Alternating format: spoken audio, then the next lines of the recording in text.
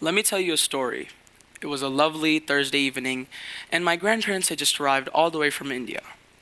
It was a really rough 6,000-kilometer trip for them, and they were really exhausted from the day before. My little brother was full of joy because he thought that his grandma had brought in so many toys for him. At the time, he really loved Avengers. You could think of any Avengers like Spider Man, Superman, Aquaman, anything a typical 2.5-year-old would love. So, my grandma kind of forgot the toys back home, and he didn't know it at the time. And for a few months before they arrived, he kept that in his brain that, yes, I'm gonna get toys when my grandma and grandpa arrive. So, when my grandma had to break the truth to him that, oops, they forgot the toys back at home, he felt sad. And, I could feel that sadness and rage at the same time because when you're destined something for such a long time and you don't get it on the day you want it, it just makes you feel like somebody forgot about you. Somebody just left you. All right, let's put that to the side for now. So, my mom was full of joy. She was already plating down all the food you could ever think of. My grandpa was talking to her, hey, calm down, calm down. We haven't even washed our hands yet. Chill out. Let us get ready and let's take a deep breath, relax. So my mom was like, it's okay, you can do whatever you want. The food will still stay hot. So even my grandma brought food all the way from India. My mom was like, why'd you bring it? She said, I'm your mom. I can do whatever I want. So as my mom was plating down dinner, my brother was still in a very odd mood. He was still pretty angry and it looked like he didn't want to eat dinner. But then as dinner came on, he dived into the feast. As the long feast ended, my mom took some plates to the kitchen to go wash them in the sink. I soon took my plate and followed her. As I entered the kitchen, I opened the door, and a thought came into my mind. It wasn't needed, it wasn't urgent, and neither was it important. It was just there. I felt like I needed to ask my mom something. So I asked, hey mom. She replied, yeah, what do you want to ask me? I said, you remember last night you messaged me to go put the clothing rack in Grandma and Grandpa's closet before they arrived? She said, yeah, right. I did say that. It was pretty late when I sent that. Did you read it at night or just now in the morning? And in that moment, when she spoke, it felt like that something was already talking to her. But I didn't think of it at the time. So then I built up the courage. I took a deep breath because the next thing I was about to say would have and did reveal the secret that I was keeping for a few months. I built up the courage. Hey mom, how did you know I had my phone with me? She paused right there. Her hand was covered in soap and the water was still running down the plates. She replied, looking in my eyes, you had it, didn't you? I said with shaky hands, yes I did mom, you got me. And then she let out a little smirk, it looked like kind of a smirk that you give when you've proven that you're right. Then she said something that stuck with me. That's what intuition's about.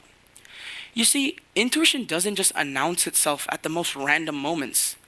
Like in my mom's case, she remembered me using my phone last night. She remembered how I often replied to her messages, but it was pretty late. And when her brain had all of that, she connected it instantly, and she said it. She trusted that inner knowing. And intuition doesn't just announce itself in deep emotional family moments. It can announce itself in the most silly moments as well. Let me tell you another story. It was a lovely Monday morning, and I wouldn't say lovely Monday morning because, they're always the hardest to wake up on. It's like you're going to sleep on a Friday evening. You just want to lay down in your bed, not even eat dinner, just go to sleep. All right, in this case, let's say it was a lovely Monday morning, and I just gotten up. It was 5:30 in the morning, and I did my normal routine. Brush my teeth, eat breakfast, take a shower, anything a typical 13-year-old would do on a Monday morning. So as I finished up all of that, I went outside and I took my bag with me. And I sat down on the staircase, which you have to take to go to the bottom floor of the garage. So as I sat down, I put my bag next to me. And it was as if I'd entered a different world.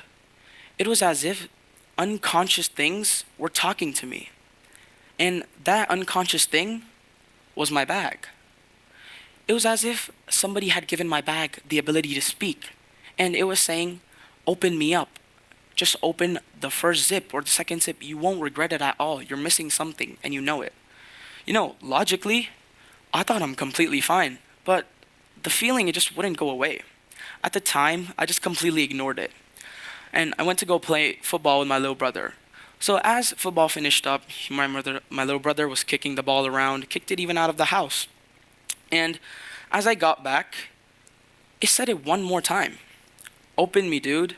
You're not gonna regret it at all. Just open one zip and you'll continue to open another.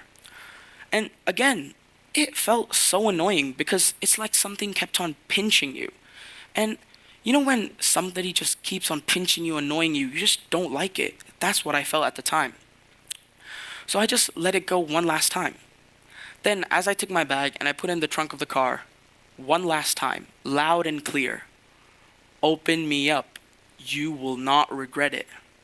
I was like, okay, fine. What do you want? Let me just open you up. Let me check. Triple check. I already triple checked the night before. What's wrong with checking one more time? Let's see if you're right or I'm wrong. So as I opened the first zip, I had my phone, my charger, everything. Second zip, calculator, pencil case. And then the third zip, which I keep my iPad, student notebook, and my folder. So as I checked through each and every one of them, my iPad, full charge, the case was on, everything was okay. My student notebook, all the pages were intact, none of them flew away. And then my folder, which was typically standing out the most. And let me tell you a little spoiler. Whenever I have the most important thing coming on the day, I keep the paper or anything related to it on the first page because the folder is the thing I take out the most. So as I picked my folder up, I turned it over. The first page wasn't there. I'm like, wait a minute, why isn't it there? Because my mind couldn't process all of the things that were happening at once. And I had a math test coming up that day worth 20% of my grade.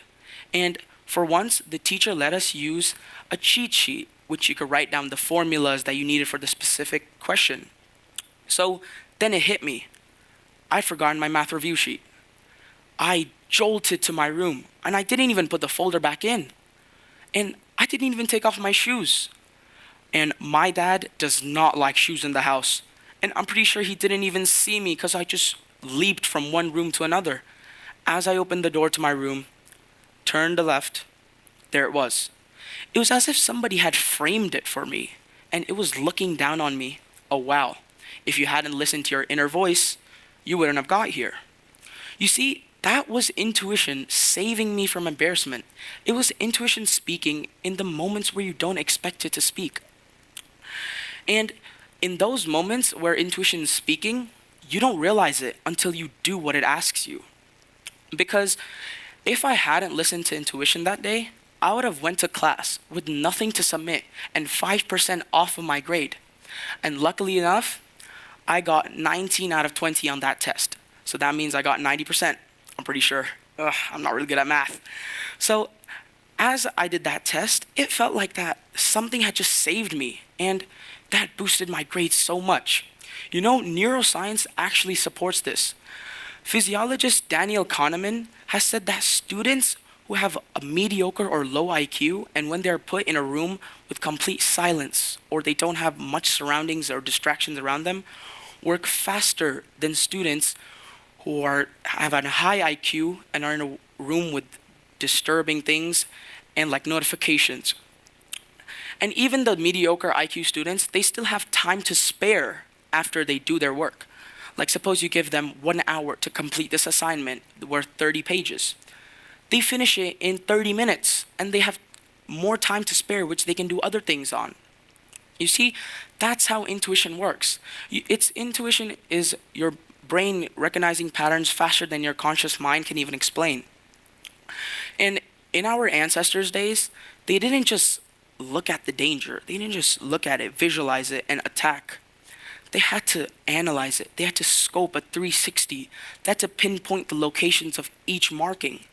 And when they trusted that inner knowing, when they built up the courage, they acted.